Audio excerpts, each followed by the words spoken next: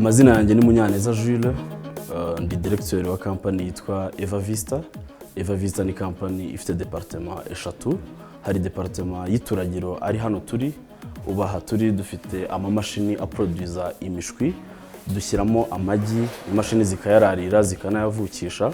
Nkuko mubizi imishwi kugira ivuke cyangwa inkoko irariye amagi yararira iminsi 21. So hari iminsi 19 yo gushyushya amagi, iminsi 3 yo kugira imishwi ivuke, noneho kakazi inkoko zikora zibundikira udushwi twavutse, iyi mashini rero nako iragakora, aricyo bita brooding. Tukagira department ya kabiri ariyo y'ubworozi, aho 40% y'imishwi yavutse tuyijyana mu biraro byacu tukayorora, 60% tukayijyanira abakiriya bacu.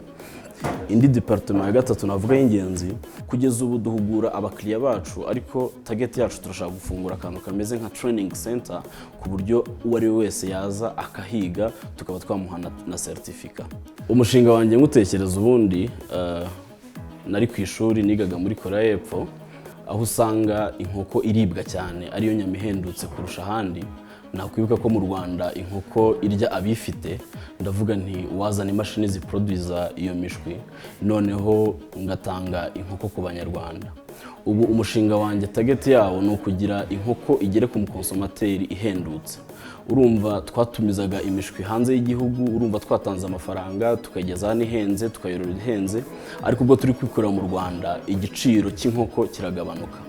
Kandi no gushishikariza abantu korora inkoko, twaje gusanga ko inkoko ziri mu bwoko bw'inyama z'umweru, zifite proteine nziza ugereranyije n'izindi nyama nk'inka cyangwa se ihene, intama. Numva ko ari igisubizo nazanye ku Banyarwanda ku bijyanye n'imirire no kurya neza muri rusange. Uyu mushinga wabaye nk'igisubizo ku baturage baho. Ubu kugeza ubu mfite abakozi 8 bahoraho.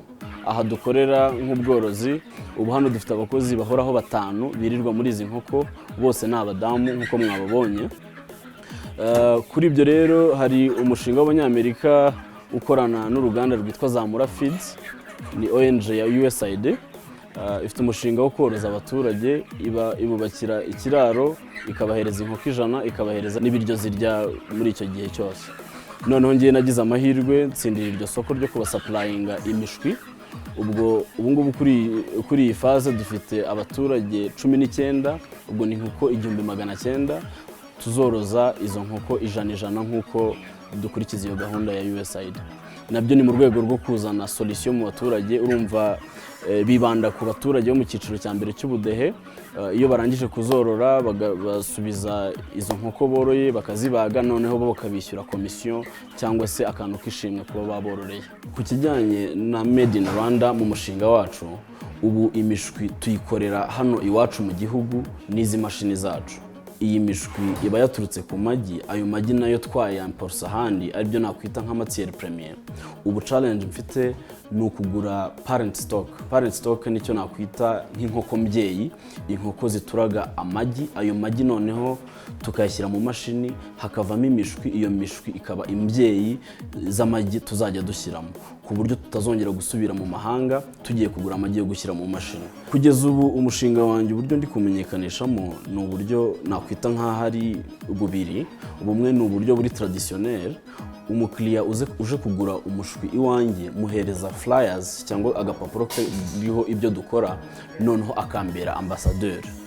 Uburyo bwa kabiri, mfite channel kuri YouTube yanjye na uploadingaho ibyo nkora, ku buryo abantu bansura bakabona ibyo nkora bakaba bagira amatsiko cyangwa se bakaza bakagura. Ubundi buryo bwa gatatu nshaka kuzajya nanacururiza kuri website, ku buryo nk'umuntu uri nk'irusizi bidasaba kugira ze kwituragiro, akaba yakodaringa online, noneho imishwi ye nkaba nayitransporta nkayimutwarira. Ku kijyanye n'ubuziranenge icyo nabivugaho, imishwi dutanga iba yujuje ubuziranenge. Umushwi uvutse uwo munsi tuwuhereza urukingo rw'umunsi wa mbere rwitwa Malek n'urundi rwitwa Newcastle, ku buryo dutanga umushwi umuturage ukamugeraho twizeye neza ko nta kibazo cy'uburwayi ishobora kugira. Nkuko nabikubwiye rero, tuva ku ituragiro tukazorora, kuri buri stage tuba dushaka kwibyaza umusaruro. ubwo rero amatotoro avuye muri iki kiraro aba ifumbire ikomeye cyane, ni imari dufite. Buriya ifumbire abaturage baba bayishaka cyane, ijya kuzura dufite request nini cyane, bagenda bakayifumbiza imirima yabo.